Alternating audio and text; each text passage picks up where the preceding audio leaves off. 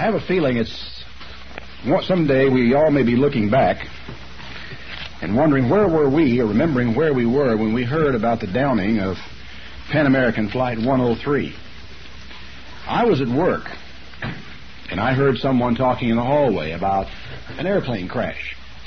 And I thought that, well, it was just another airliner that went down. Now, I know that sounds terrible to say that, but tragedies happen, and you feel sorry, and you say, oh, no, and you're concerned about the people and their families and so forth, but it is one of those things that happens from time to time. They are accidents. By the time I got home and began to watch the cable news network through the evening, a sickening awareness of what had really happened began to grow on me. There were little clues. For example, I learned that the airplane had crashed not near London Heathrow, not at the airport in New York, but en route. Now, you may not know how unusual that is, but if you've paid much attention to all of the airline accidents that have happened over the past years, you'll realize that they're generally on takeoff or they're on landing. They're often weather-related, or something happens, or an engine is lost. Things happen, of course, to airliners, but generally speaking, they happen at those critical points when you're landing and when you're taking off. And so when I heard the airplane crashed in Scotland, immediately a little alarm bell went off in my mind. Secondly, I learned, as the newscast went on through the evening, that there had been absolutely not one word from the crew. Now, the 747, the Boeing 747, is one of the safest airlines that has ever flown. It's a big behemoth of an airplane. It's very comfortable from a passenger point of view. It has so many millions of miles on them now that they're completely a known quantity. I don't know if you know how unusual it is for an aircraft to come apart in flight, suddenly, and with no opportunity for anyone to send a message to anybody else. I learned that weather was not and could not have been a factor. Then they pointed out in one of the news broadcasts that pieces of the aircraft had fallen as far as 15 miles away from the site on the ground where the main part of the aircraft came down in the little village in Scotland. All these things were building in my mind an uneasy feeling that something was not right. And then they said that the aircraft had been delayed 20 minutes or 25 minutes on its departure from London Heathrow. Now, that's a relatively insignificant factor, unless, of course, you're aware of the flight plans, the flight lines, the direction, and the timing of aircraft on transatlantic crossings. If that aircraft disaster had happened 25 minutes later, it would have been over the North Atlantic. The airplane would have been lost without a trace. And they probably would never have even found the black box, and would have only found pieces of it up there in the cold of the North. That was what was intended to happen to Flight 103.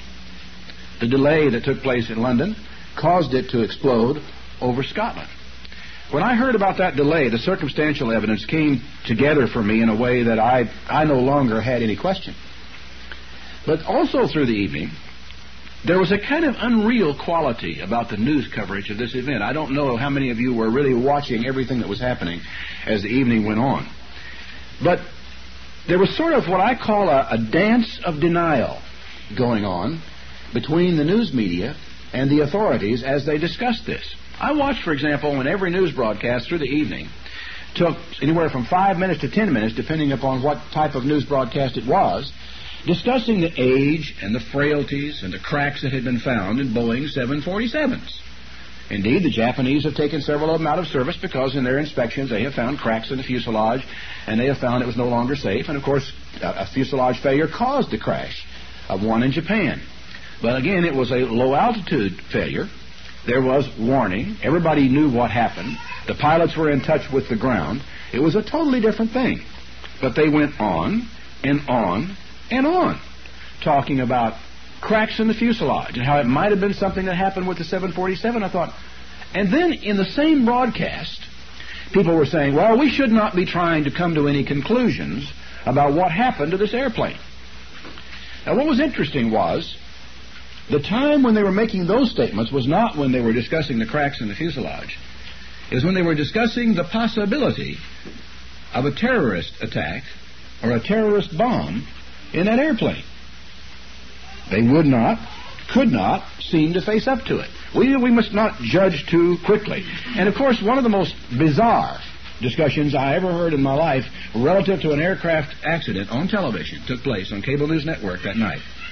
As authorities saying, we maybe shouldn't judge too quickly now. We don't know that this aircraft had catastrophic failure at altitude. What?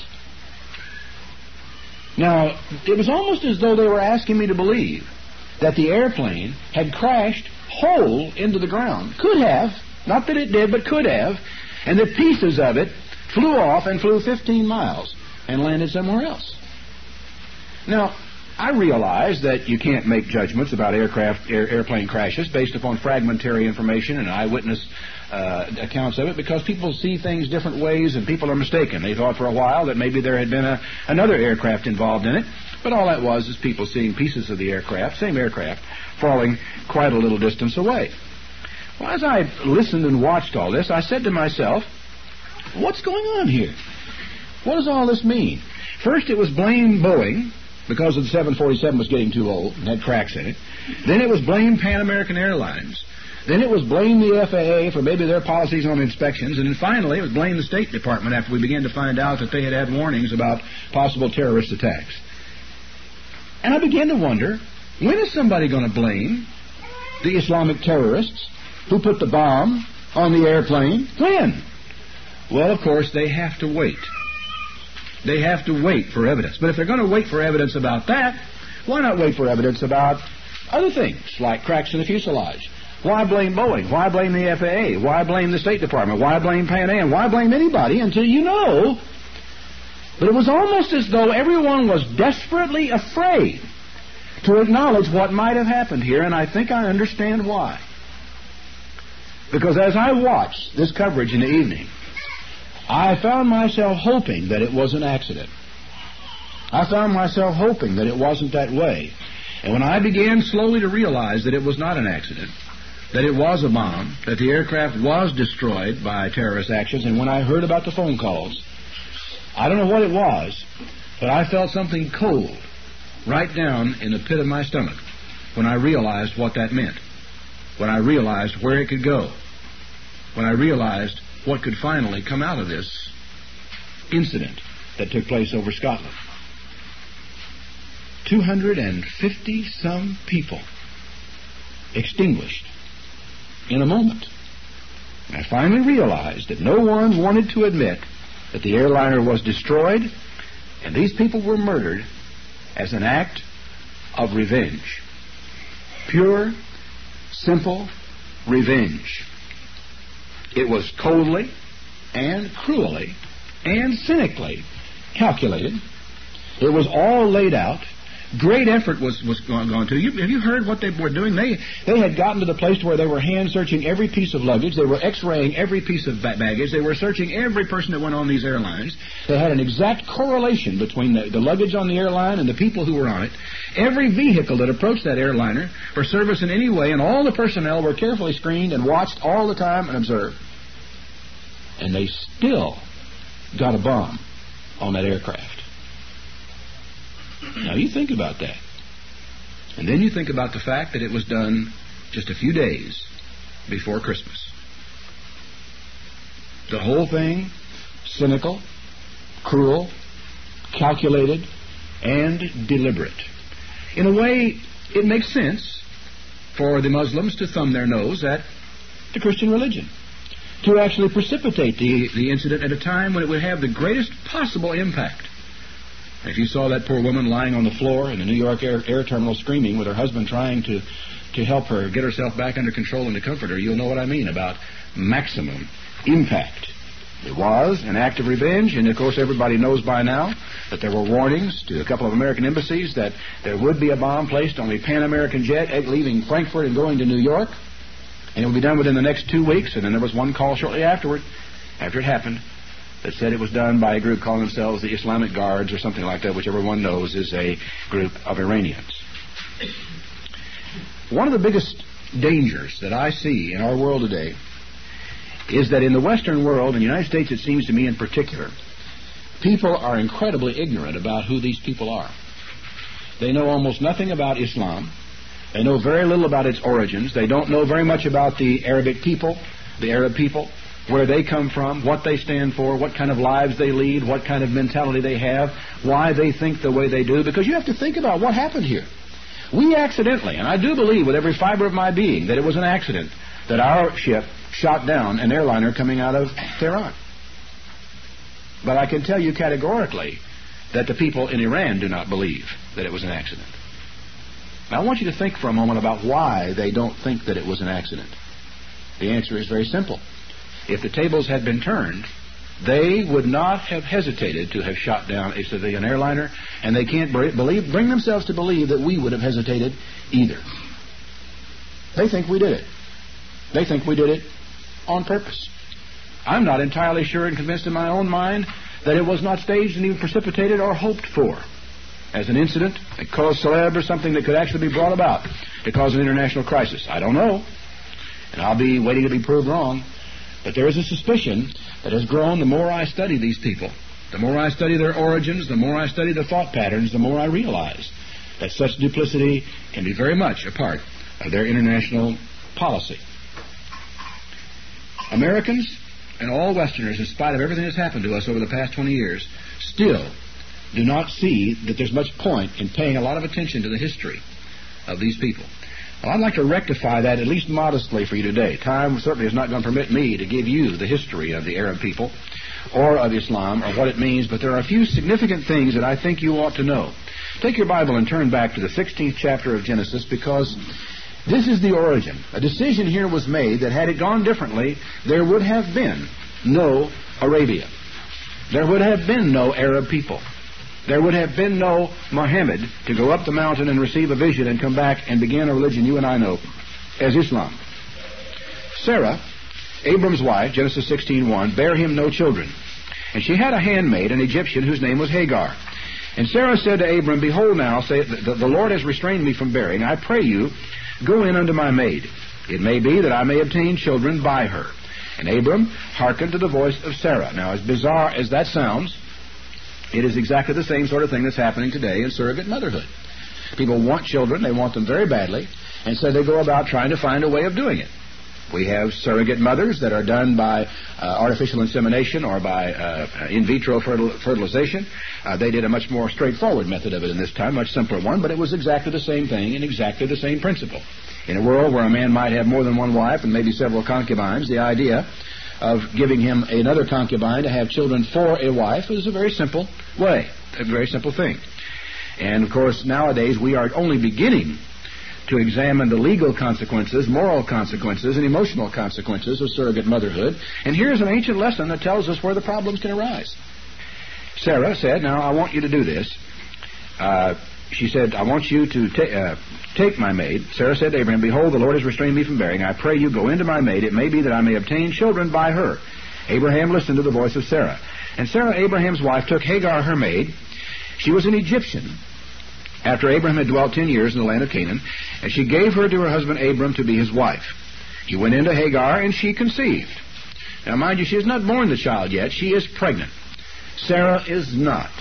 And, of course, for ancient women, this question of pregnancy or non-pregnancy, it was their womanhood. It was a status thing with them. And a woman who had been barren and had not been able to bear was considered inferior to a woman who could conceive. So when Hagar saw that she had conceived, her mistress was despised in her eyes. She resented her. It's a natural result. And Sarah said to Abraham, My wrong be upon you. I have given my maid into your bosom. And she saw that this thing was not going to work. She knew what a terrible result it was going to be. So when she saw this, she said, when she saw that she had conceived, I was despised in her eyes. Now the Lord judge between me and you. But Abraham said to Sarah, Behold, your maid is in your hand. Do to her as it pleases you. And when Sarah dealt hardly with her, she fled from her face. And the angel of the Lord found her by a fountain of water in the wilderness, by the fountain in the way to Shur. Now, what is fascinating about this is just a maid and just a child that's going to be born to this maid, and of relatively small significance except for one small thing. It was going to be a son of a man named Abraham, and the seed of Abraham, every single one of them was important to God. And so God sent an angel after Hagar. He found her in the wilderness by a fountain of water. And he said, Hagar, Sarah's maid, where have you come from, and where are you going? And she said, I flee from the face of my mistress Sarah. And the angel of the Lord said to her, return to your mistress and submit yourself under her hands.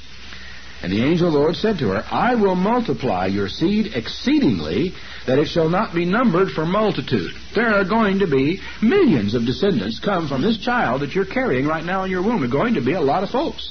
And the angel of the Lord said to her, behold, you are with child, and you shall bear a son. You shall call his name Ishmael, because the Lord has heard your affliction. Actually, his name means God hears, or the Lord hears. He will be a wild man. The word wild is onager, which is a type of wild ass that exists in this part of the world. Essentially what he said to Sarah is, this son of yours, whom you're going to name Ishmael, will be a wild ass of a man. His hand will be against every man's hand against him, and he shall dwell in the presence, or actually in the face of, his brethren. He's going to remain permanently in the face of all of his brethren. Now, this is a fascinating prophecy when you read it. There's going to become a lot of them. There's going to be millions of them. And you see like the sand of the sea for multitude. And he says he's going to be a wild ass of a man, and his hand is going to be against everybody, and everybody's hand is going to be against him. And it is traditional. It is interesting. Among the Arab world, it's kind of like a saying that for a boy, his first enemy is his own brother. And then it's he and his brother against his father. And then it's he and his immediate family against other families. And it's he and his tribe against other tribes. And it's all of their tribes together against the world. And everything is thought of, strangely. It's a part of a way of thinking that is us against them. Everything is thought of in terms of who are my enemies. It is a way of thinking that is foreign to me. I don't have an enemies list. I may have an enemy somewhere in the world, or someone who considers me to be his enemy. I do not think in terms of people being my enemies.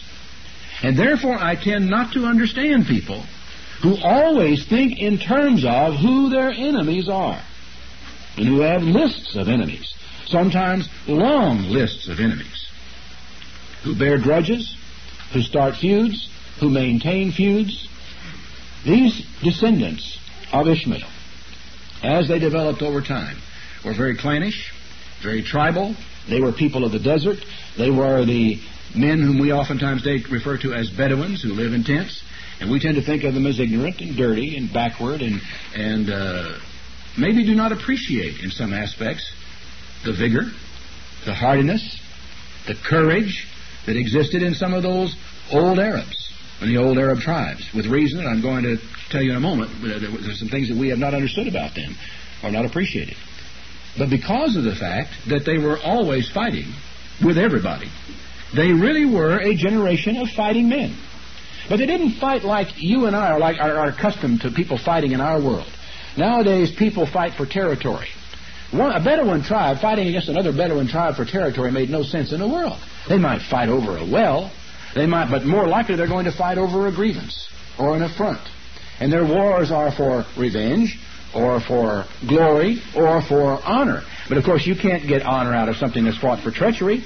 You've got to fight honorably if you're going to gain any honor out of the battle. And so they oftentimes would marshal up. They would even make appointments for their wars between tribes. And they would line up one tribe on one side and another tribe on the other, and they would send out champions who they would cheer for them, and they'd fight one another. And then they'd send out another champion. And sometimes this would go on for a couple of days, with one champion after another, before anybody ever got around to fighting anybody else. War was a spectator sport, much like people will go down to watch the NFL nowadays. Only it was a lot more deadly for them.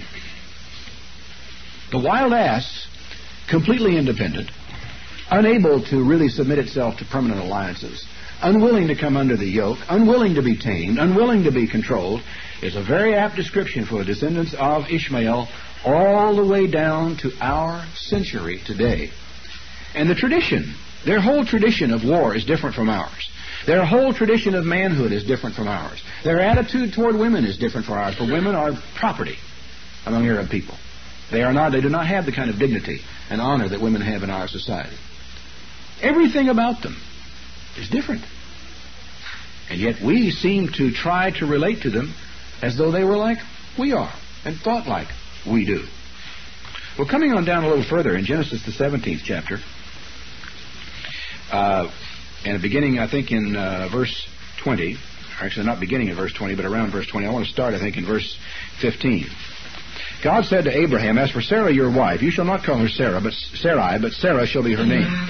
I will bless her, and give you a son also of her. Yea, I will bless her, and she shall be a mother of nations. Kings of people shall be from her." And Abraham fell upon his face and laughed. He said in his heart, "Shall a child be born to him that's 100 years old? And shall Sarah, who is 90 years old, bear?" And Abraham said to God, "Oh, that Ishmael might live before you. This son Ishmael is the one that I really wish could be yours." It's a funny thing, of course. He loved the boy. It was his own son. And he was a strong lad. He was probably very good with his weapons and with the chores that Abraham gave him. And God said, "Sarah, your wife, shall bear you a son indeed, and you shall call his name Isaac. I will establish my covenant with him for an everlasting covenant with his seed after him. As for Ishmael, I have heard you. Behold, I have blessed him. I will make him fruitful, will multiply him exceedingly. 12 princes shall he beget, and I will make him a great nation." Now it is interesting here, as with Abraham and Isaac and then Jacob, Jacob was going to have 12 sons. These are the 12 tribes of Israel. Well, Ishmael was now to have 12 sons. 12 princes, he says. He says, "And I will make him a great nation." When was that ever fulfilled? Do you realize that all the way down through history, through all the time of Abraham, Isaac, Jacob, through all the time that Israel was in Egypt, after Israel came out and occupied the land, when they lived there and went into captivity, and when they came back out of captivity, and through the ministry of Christ, all down through those years, and even beyond, there was never a time when the Arab peoples were ever united at all. They were still just desert Arabs, living in tents, wandering about from place to place, fighting with one another and bickering over various things. They were never united. And in fact, an Arab historian says that the Arabic-speaking peoples have never in their history been united except by force of arms. It's the only way that they have ever been able to be put together and kept together. They were never a great nation. When was that promise ever fulfilled? Well, it was. Turn back to Genesis, the 25th chapter, for a little bit more. Actually, before I go back there, I want you to, first of all, go to Galatians. There's an interesting reference that Paul makes. He's on another theme entirely, but he makes an interesting reference back to this event. Beginning in verse 21. "Tell me, you that desire to be under the law, do you not hear the law? It is written, Abraham had 2 sons, one by a bondmaid, the other by a free woman. But he that was born of the bondwoman was born after the flesh." That's Ishmael. He was born not as a result of a promise by God. He was born as a result of Abraham and Sarah trying to work things out themselves.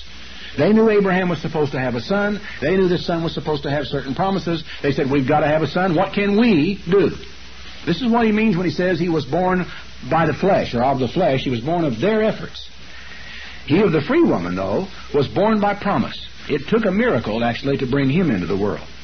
These things are an allegory, for these are the 2 covenants. The one from Mount Sinai that brings forth the bondage, that's Hagar.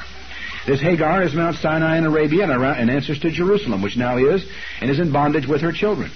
But Jerusalem, which is above, is free, the mother of us all.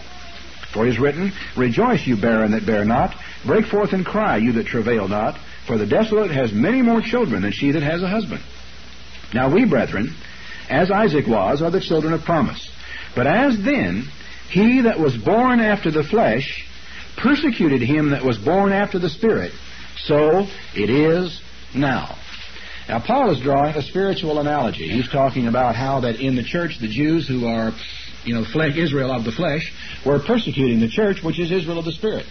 But he goes back and uses as the analogy the time when Ishmael was actually sporting and making fun of Isaac and persecuting Isaac, and Abraham got hold of him and sent him away.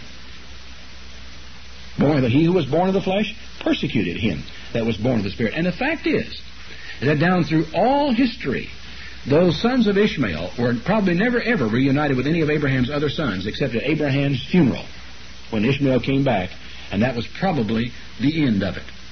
They were against one another, as the prophecy said, so it was fulfilled. His hand will be against every man, and every man's hand is going to be against him. They are going to be a fighting, warring, bickering people throughout all of their history. Folks, that happened. And it happened all the way down to the 20th century, to our time today. In the 25th chapter of Genesis, we find who these sons are. Genesis 25, and beginning in verse, if I can find myself here, I'm getting a little bit lost, 25 and verse 12. These are the generations of Ishmael, Abraham's son, whom Hagar the Egyptian, Sarah's handmaid, bore. Some of these men you will find mentioned numerous places in the Bible. Some of them you'll never find anywhere else at all. He talks about the firstborn of Ishmael is Nebaioth, then Kedar, Abdil, and I don't know if you notice the connection between Abdil and Abdul, which is a favorite name among Arabic peoples. Mibsam, Mishma, Duma, Massa, Hadar, Tema, Jetur, Nephish, and Kedema. These are the sons of Ishmael. These are their names by their towns and by their castles. 12 princes according to their nations. They were already developing little city kingdoms down there in the Arabian Peninsula at this time.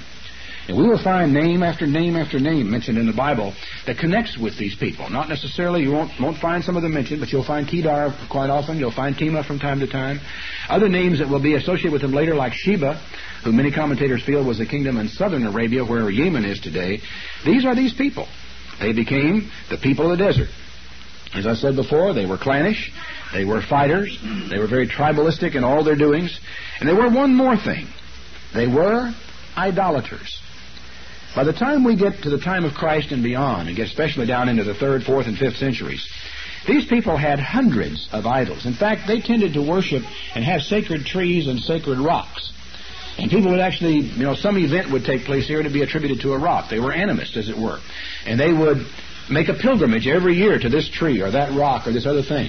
There was a mosque in Mecca called the Kaaba Mosque. I think there were some 300-odd idols in this, believe it or not, even including some Christian idols in subsequent years, on down to the 4th and 5th century, where they would have icons from the Greek church or idols from other parts of the Christian church, images of Christ, images of the Virgin, right alongside every other kind of idol you can imagine. The place was just, I guess, just one room after another, like a great museum of little statuettes, pictures, and icons. The Meccans loved it, because all these people who kept their idols at the Kaaba made pilgrimages to these idols.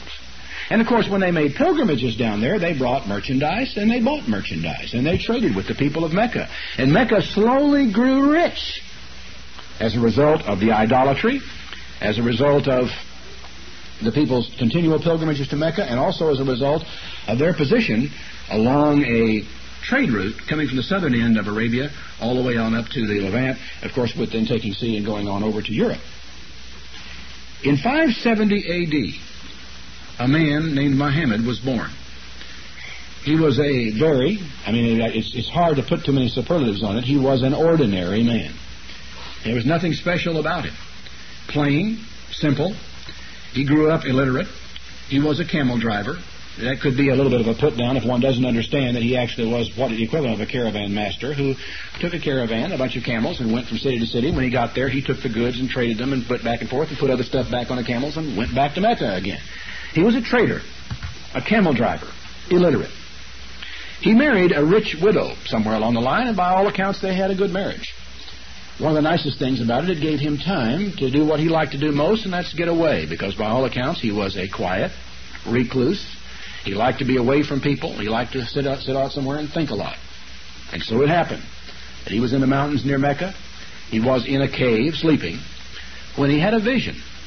And he heard a voice that said, "Read," and went on with a certain little poetic message. You have to also understand that the Arabs have always been given to poetry. Their little battles and all of their little fights were always memorialized in poetry, and they were recited again and again by campfires. They're incurable romantics, by the way, and love their poetry. Virtually every word of the Koran was recited by Muhammad to his hearers, repeated again and again, and not one word of it was ever written down until after he was dead and gone. It was a little poem. He thought at first that he might be demon-possessed. He was scared to death by the vision and what happened to him. And he turned and ran out of the cave, and as soon as he came out of the cave, he said he saw the angel Gabriel standing astride the horizon, and he stopped him and spoke to him again. And this was the turning point in his life. He went home, and I think maybe he explained what happened to 2 or 3 people, and they believed and they accepted what he was saying. He didn't preach publicly for 3 years. 610, by the way, was the year of his vision, A.D. 610. It was 3 years before he began to preach. And after preaching for 4 years, Muhammad had 70 converts. 70. not what you'd call a flaming success of a ministry, was it? It was a simple message. It was, in many aspects, no particular argument with what any of you might believe. Because in many cases what he was saying was that he was condemning the idols, that God is one. This is the strongest and most central part of Islamic teaching. God is one. The idea, in fact, of a trinity, of three gods in one, is absolutely anathema to a Muslim, for it violates the unity of God. God is one, has always been one, and can never be anything else but one. They would also consider the suggestion that man might become God as blasphemy, for that also would violate the unity of God. Muhammad also taught the care of the poor. He himself did make no effort to gain money or growth or power from anyone else. The message was simple, but the problem was, the message was still a threat. Now, 4 years of preaching, mind you, 70 converts, not a lot has happened. But he continually was persecuted by the leadership in Mecca because he was interfering with their religious belief, which was tied to their commerce, which threatened their way of life, right? Simple stuff. And so they kept the pressure on him. And finally, and it was in the year 622, it forced him and his followers to flee to Medina. This is called the Hijra. It was in 622, and this is the beginning of the Muslim calendar. All dates in the Muslim calendar are dated from 622. Now, when Muhammad got to Medina, something happened. No one knows what the difference was or why the difference came to be. But in Medina, he was a powerful figure. He was no longer persecuted himself. Rather, he began to persecute others. He actually persecuted and drove some of the Jews out of that area. And a few years later, some Jews were slaughtered in a nearby city. He began to teach his followers that it was right for them to fight. It was okay to fight your enemies. And of course, it is from this concept that the idea of jihad, or holy war, comes into being. There are a number of things, I think, that we need to understand about their religion, just as a matter of background, to help us to grasp it. Islamic doctrine is based on 5 pillars, called the 5 pillars of Islam. First is the profession of faith, and that is, quote, there is no God but Allah, and Muhammad is his prophet.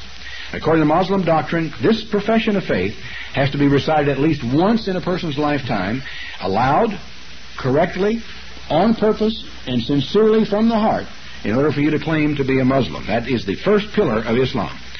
The second pillar is what happens 5 times a day. If you're down there, we call him the lone haranguer, because you'll hear him from those mosques with this cry going out across the city.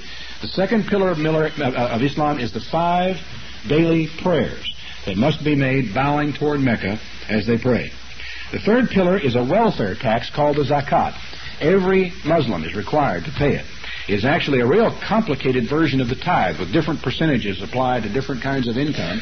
And the purpose of it is to help the poor and not to use to building any kind of a giant religious organization. The fourth pillar of Islam is the fast of the month of Ramadan. This is 40 days of fasting, but don't worry your head too much about people fasting 40 days. They fast 40 days. They do not fast 40 nights. They fast all day long, and they can gorge themselves all evening. Now, what that does to your psyche, your sleep, and everything during the month of Ramadan is beyond me. I can't imagine it, but it may account for the origin of a number of wars that these people have found themselves involved in. The fifth pillar of Islam is the annual pilgrimage to Mecca, known as the Hajj. It is prescribed for every Muslim once in every lifetime, but it is conditional upon his means. You're supposed to go there once in your lifetime, but if you never have the means to go, it's all right. The Arabic term, by the way, Islam, means to surrender. And a Muslim is one who has surrendered. He has surrendered to the will of Allah, is basically what it means. Now, it's important, and I think one of the most important things for us to realize about Islam that is so different for us, and hard sometimes I think for Westerners to grasp, is that a Muslim draws no distinction, as we do, between church and state. There can be an Islamic law, an Islamic state, and there isn't an Islamic church as such which can be carved out and separated. There are mosques here and there, but these are places of prayer and of worship. They are not just churches as can be separated from other institutions. They actually believe in a union of church and state in the application of the teachings of Muhammad through civil government. I add the word civil. because of our distinction in our mind. Especially Americans who are so hung up on this separation of church and state, to where we are systematically and deliberately freezing our God out of every aspect of our government. People of Islam are systematically trying to put their God into every aspect, not only of their government, but everybody else's government as well. Now, only when you understand this can you really grasp what jihad is all about. You see, after Muhammad died, after he had taught his people the idea of that it was all right to fight, he did not teach them that it was really permissible to convert people to Islam by force of arms. The whole idea of the jihad, which is the holy war or holy struggle, was to conquer nations and bring the whole system into an Islamic way of thought and way of operation, so that conversions would naturally follow.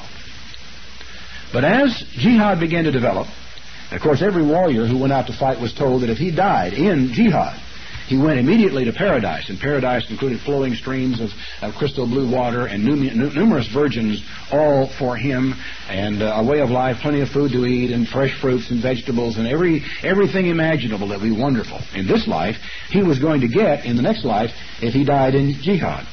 So the risks, there were no risk in holy war. There was only opportunity in holy war. And so, after the death of Muhammad, his successors, as they were selected and as they followed through with what he had taught, began to move out of Arabia.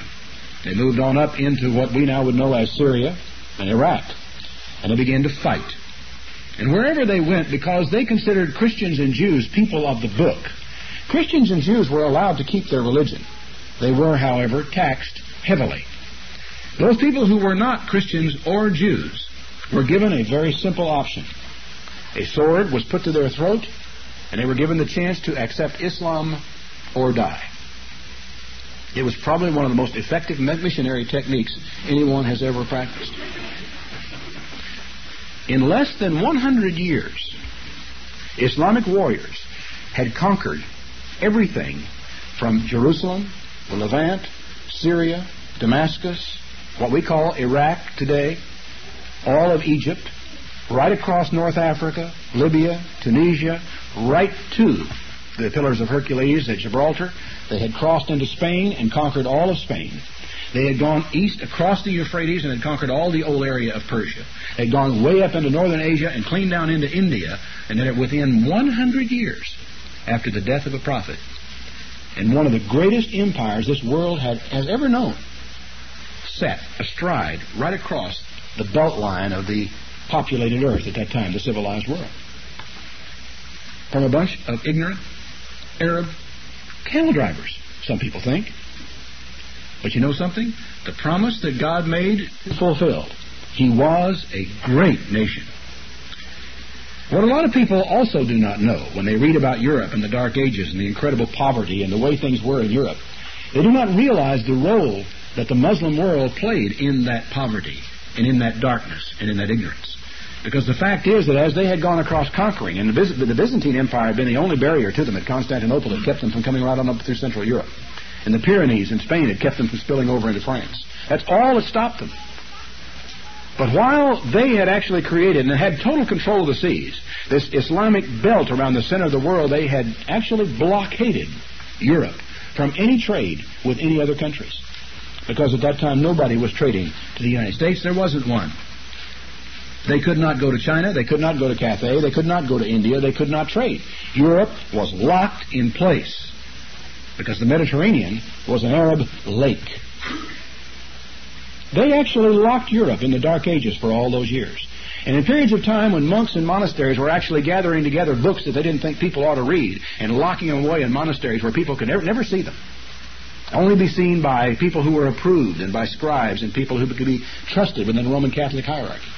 And while the Roman Catholic Church was fighting every scientific advance that ever came its way, the Islamic world was copying all the old ancient works into Arabic, translating them.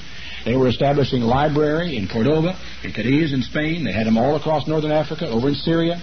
Some of the greatest libraries the world has known, certainly had known up until that time, were actually created by them. Arab scholars developed the decimal system that we now use, and what we call Arabic numerals came from those people. They invented logarithms, or found logarithms, and trigonometry and algebra and all these things, while Europe was doing nothing, in darkness, making no progress at all. And in fact, many of the old ancient works of Greece and of Rome, which we build our civilization on, were translated into Latin, not from the original languages, but from the Arabic, because the Arabic scholars were the only ones who cared to maintain them. And during that period of time, that world, from one end of it to the other, had great palaces, great cities, and sultans would wander around clothed in great silks and with beautiful bejeweled scabbards on their swords, and incredible, civilized, brutal, cruel, but civilized in its own way, a very highly developed civilization. It all came out just like God said it would, only who could have ever imagined that it would have been in that way or at that time? I don't think very many people really appreciate that in the first, in that first 100 years as the Islamic kingdom developed, that if you were a prisoner of war of the Arabs and you were taken to Medina, where the capital of Islam was at that time, and you were expecting to see this leader of this great Islamic empire, you might very well have expected to have been led into a great palace, and walk up marble colonnaded hallways and see this man sitting on a gold and gilt throne. You probably would not have expected what you would have found. That the man whose word was law from one end of that empire to the other was dressed, he was a tall, little, angular man who wore a little white robe and sat on the ground with a group of other Arabs in a circle in the dust. And he was their equal. It was, and in many ways still is, an egalitarian religion. It isn't always practiced that way, but then do all Christians practice our religion the same way either? The answer, of course, is an emphatic no. One of the things that struck me as I studied this was the awareness of how many of these ancient kingdoms all lasted between 200 and 250 years. It turned out to be true of the Babylonian kingdom. It was true of the Assyrians. It was true of the Arabic kingdom, the original Arabic empire, which did fall. It was replaced later by an Ottoman empire, which lasted a little over about 230 years. It was true of the Roman Empire. It was true of Alexander's empire. It was true of the British Empire. And here we are in America. How long ago was it we celebrated our bicentennial? It's almost as though nations get old and tired. And Islam got old and fat and tired. And because of their cruelty and because of the things that they had done, there came a point in time when a man named Genghis Khan came roaring down out of the mountains of Asia. And in 5 years, he had taken the area east of the Euphrates, all of eastern Persia, and turned it into an uninhabited desert. An Arab historian writing of that time says that there was one person in 1,000 who survived. He followed scorched earth coming through there. He died. Later another Arab leader came down there and besieged Damascus, a city of 800,000 people. They gathered slaves as they went and captured cities. They would gather their slaves together and they would come up and besiege a city. And they wouldn't go up against the wall. They'd send the slaves up against the wall. And the slaves would dig the trenches and make all the revetments and the earthworks for the siege. And they would stand off and batter the walls until finally, after they had besieged Damascus for no small period of time, they finally did make a breach in the walls. And these Mongol hordes rolled up and rolled out along the walls of Damascus ready to take the city. They forced the surrender of the city of Damascus. The Caliph of all Islam was there at this time because the capital of Islam had moved from Medina to Baghdad. This was Baghdad. I may have said Damascus. I mean Baghdad. And at this time, they were all around the walls. The city had, again, 800,000. He made them take all the people in the city, marched all of them out onto the plains, out on the airplane areas right outside of Baghdad, and there they proceeded to rape the women and butcher all the women, all the children, and all the men, and throw their bodies indiscriminately into heaps out there across the plain. And while all this was going on, their armies stood on the ramparts of that city and did not make one move to pillage or to rob inside that city. Only when they had eradicated the population did the Mongol hordes were they then allowed. That kind of discipline was unheard of in that part of the world at that time. It's one of the reasons they were able to succeed. They destroyed 800,000 people and left the pearl of that part of the world at that time, the city of Baghdad, an absolute burning ruin. Now, when you think about that, it really can give you pause to ponder all the things that it means relative to all the cruelty that they had done, all the women and children that they had killed, and how that finally, when all was said and done, God came through there with another scourge and did the same thing to them. Now, how are these people destined to affect events at the end time?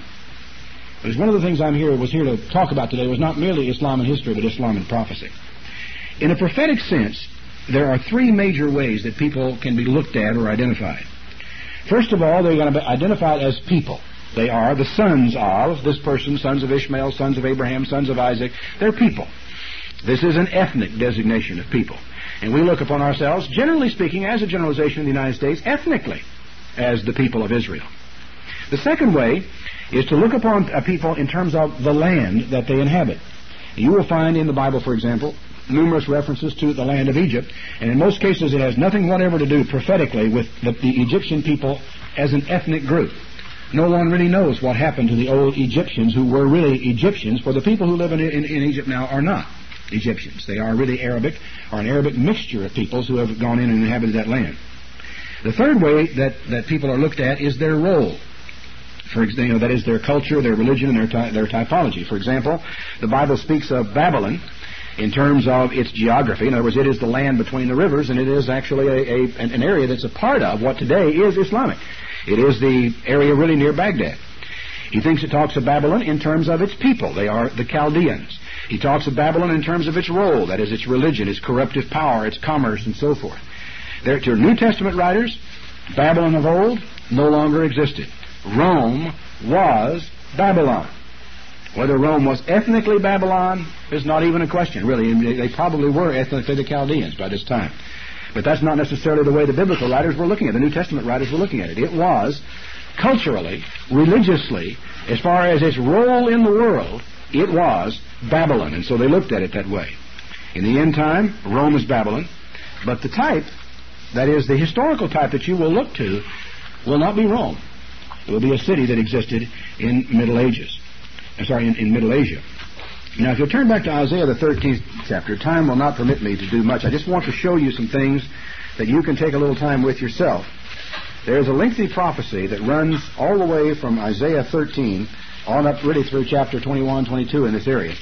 It's a series of what he calls burdens upon different people, and from 13 all the way through 21, every one of these burdens is a burden for a people or a land or a role that existed in the areas and among the peoples that we today call Islam. You have to realize that not all the people who are Islamic today are Arabic peoples. They may be Arabic speaking, but they are not Arabic peoples. For the Arabs went out and conquered Syria, and the Syrian Muslims settled down to a life of intellectual pursuits while the Arab Muslims went on to conquer. But the Syrian were still Syrians. When they went over and conquered Persia, the Persians stayed Persians, but they were now Islamic. 90% of the people who are Islamic in Persia, or what we now today know as Iran, are Shiite Muslims of a particular sect of Islam. Time won't permit me to go into who they are and what they stand for today. But this section, which starts off in chapter 13, the burden of Babylon, which Isaiah the son of Amos did see. In history, the burden of Babylon, in anybody in Isaiah's lifetime or for some time after that, would have talked of would be the city of Babylon out near the Euphrates River, who is a part of what we would today would call Iraq, I believe, where the old city of Babylon would be. Now, they are, the people who are there now, are Islamic. The people, however, who are there now have nothing to do with the old Babylonians. Because by the time the Mongols had come completely all the way through this land, by our time today, there was no one left. From Damascus east, the whole area was nearly uninhabited. The Arab scholar said the people who were left could reproduce without interruption or without anybody interfering with them for the next 100 years, or I think he mentioned longer than that, for the next 1,000 years, and still would not repopulate that area back to the way it was before the Mongols began to come into it. What's important about this 13th chapter is that while it's all directed at the initial core of this at Babylon, which is, as I say, at the end time, the peoples of Islam, the time setting of this prophecy is end time. There can be no discussion, no argument, no even room for question of it. Notice what he says, the burden of Babylon, which Isaiah the son of Amos did see. Lift up a banner on the high mountain. Exalt the voice to them. Shake the hand that they may go into the gates of the nobles. I have commanded my sanctified ones. I have called my mighty ones for my anger, even them that rejoice in my highness. The noise of a multitude in the mountains, like a great people. Tumultuous noise of the kingdoms of nations gathered together. The Lord of hosts musters the host of the battle. They come from a far country, from the end of heaven, even the Lord and the weapons of his indignation to destroy the whole land. The Lord is at hand. It shall come as a destruction for the Almighty. The time left will certainly not suffice for going along and explaining to you about the day of the Lord. Just let me tell you that it is talking about the end time. It's the only time that it can have anything to do with. Verse 9, behold, the day of the Lord comes, cruel, with wrath and fierce anger, to lay the land desolate, and he will destroy the sinners out of it. He says then later, he said, the stars of the heaven, the constellations shall not give their light forth, and the moon shall not cause her light to shine. And I will punish the world for their evil, and the wicked for their iniquity, and I will cause the arrogance of the proud to cease. He says in verse 13, therefore I will shake the heavens, and the earth will remove out of her place in the wrath of the Lord of hosts in the day of his fierce anger. There's no question about when this is talking about. And this whole segment of prophecy is all set in an ancient time, right across, and people who are included in this are Egypt. There's a burden of Egypt. There are people, the Libyans are included in it, Cush and Put, basically the whole of North Africa are included in this prophecy. Turkey is included in it. The Moabites, Ammonites, Edom, the whole segment. Persia. They are all included in this segment of prophecy having to do with the time of the end. The problem with, as you go through this, there aren't very many specifics. And it's all set in ancient times as far as the peoples, places, and lands. But the time of the prophecy's fulfillment is the day of the Lord and the time of Christ's return. Now, turn back with me, if you would, to Daniel, the 11th chapter, because it's here that probably the core of this comes together. Chapter of Daniel. Now, I'll give you a little possible scenario that you might think about. We're told here that in verse 49, at the time of the end. Now, breaking into the middle of a prophecy is always hazardous. But an individual has been identified here as the king of the north. We believe the king of the north historically and prophetically to be a European power. At the time of the end, the king of the south shall push at him, that is, the king of the north. Historically, the king of the south was centered in Egypt, which, as I say today, is an Islamic power. At the time of the end, Egypt will be an Islamic power. The king of the south shall push at him. The king of the north shall come at him like a whirlwind, with chariots, with horsemen, and many ships, and he shall enter into the countries and shall overflow and pass over. He shall enter into the glorious land, which means into and around the environs of Jerusalem. This is the time that Jesus spoke about when he said, when you see Jerusalem encompassed with armies, flee into the mountains. It is this particular invasion that is talked about by that. Many countries shall be overthrown. These shall escape out of his hand. Edom, whom we suspect is Turkey, although anciently Edom was Transjordan. It was actually to the east of Jerusalem. Moab, which is south across Jordan, actually across the Dead Sea and south. The chief of the children of Ammon, which is directly across Jordan from Israel. These are going to escape. He shall stretch forth his hands upon the countries. Egypt shall not escape. He shall have power over the treasures of gold and silver, all the precious things of Egypt. The Libyans and the Ethiopians shall be at his step.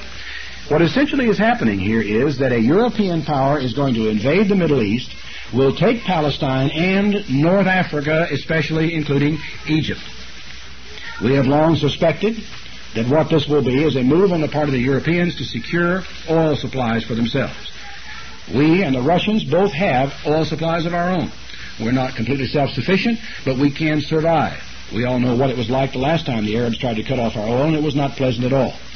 But can you imagine where we would have been if we had had no oil reserves at all of our own? If we had not had the Alaskan slope? If we had not had the Texas oil and Oklahoma oil fields? If we had not had all the offshore rigs off Louisiana? What I am describing to you is the energy situation that Europe faces every day. They have no oil. If the king of the south should push at Europe, threaten their economy, which is rapidly becoming a god, frankly, to Europe, I can easily see Europe making a move on the Middle East. If you just follow this simply, what could happen is that they could come roaring down through there, move into Palestine, and moving into there particularly because of what the Pope wants to happen with Jerusalem, also taking Egypt and all of North Africa. They apparently do not move across Jordan or east of Jerusalem. Why not, you suppose? The answer to that is simple enough. The northeastern power, Russia, China, the Soviet Union, pose very real dangers. If they move into that area, they might have to fight them. We've often speculated, too, about the role Europe might have in the final collapse of the United States. They know also that the United States cannot sit idly by and allow an invasion of this part of the world and do nothing. And it makes you wonder what they might do to forestall that as we come down to the very end time. Islam is an Arabic religion. The Arabs are the descendants of Ishmael. And Ishmael was a wild ass of a man. Independent, fierce, on the mountains, uncontrollable. And some of the things that we have seen nowadays certainly fit the mold. You know, a few days ago, actually just yesterday I believe it was, a rather poignant thing happened in Scotland. Some people arrived at that little village to deliver flowers. A small bouquet of red flowers that had been sent for a little girl who was on Pan Am Flight 103.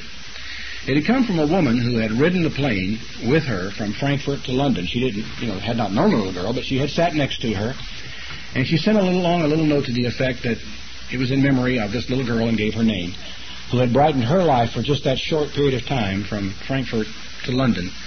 And, of course, she was devastated by the fact that when she learned that the airplane had crashed over Scotland and that little girl's life had been lost. What everyone needs to understand is that Islamic warriors have never hesitated to take the lives of women and children. We wonder how they could be so cowardly to wander into an airport in Rome and just machine gun a bunch of innocent, unarmed civilians. It's well within their traditions. It's well within their beliefs. For they feel that holy war is involved. And the risks to they themselves are nothing. There are no risks, only opportunities. Some man drove a truck loaded with explosives up in front of the United States Embassy in Beirut, blew himself and 200 Marines to smithereens into the next world. But he thought he was going to go to paradise. It's a funny thing, and I think about it often when we come up toward Christmas time, that this is supposed to be a season of goodwill. And it is remarkable, I think, the number of good things that go on in this season. It is remarkable how people want to feed the hungry and how much effort is made to taking toys to poor and underprivileged children and meals that are carried around, boxes of food that are delivered at this time. And the stories you see on television to bring tears in anyone's eyes about the goodness of people. And it does make you wonder, doesn't it? When you see this surge of goodness in the name of Jesus Christ, and it is in the name of Jesus Christ, where does all the evil come from in this world? For all the good that's been done in the last week or two as we come up to Christmas is going to be like nothing. For a number of families, it's already nothing because of what happened to their families and their loved ones in Scotland this week. But the evil that is at large in the world is still there. All of its traditions are still there. Where's it going? If you don't understand what happened in the past, you're probably going to have a very difficult time understanding what's going to happen in the future. God, through Isaiah, said, bring forth your reasons. Show me all your proofs. Show me the former things, and let us consider them that we may understand the latter end thereof.